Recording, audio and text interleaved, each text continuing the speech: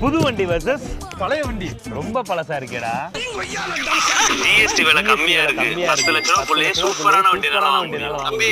அதே 10 லட்ச ரூபா பட்ஜெட்ல உன்னை விட அருமையான வண்டியா எஸ்யூவியாவே நீ வாங்குவடி. ஆனா புது வண்டிக்கு வாரண்டி 3 ல இருந்து 5 வருஷம் வரைக்கும் தருவாங்க. எவ்வளவு பெரிய டிஃபெக்டா இருந்தாலும் ஃப்ரீ ஆஃப் காஸ்ட்ல பாத்துக்க முடியும். ஆனா நீ புது வண்டி யூஸ் பண்ணிட்டு 2 வருஷம் கழிச்சுனா டிப்ரிசியேஷன் வேல்யூ வந்து அதிகம். ஆனா பழைய வண்டி கம்மியான விலையில டிப்ரிசியேட் ஆகும். இப்போ நான் புது வண்டி எடுத்தா இப்ப இருக்கிற லேட்டஸ்ட் ஃபீச்சர்ஸ் எல்லாத்தையுமே நல்லா அவைல் பண்ணிக்க முடியும். பட் 10 வருஷம் பழைய வண்டி எடுக்கிறப்ப அந்த ஃபீச்சர்ஸ் எதுவுமே அதுல இருக்காது.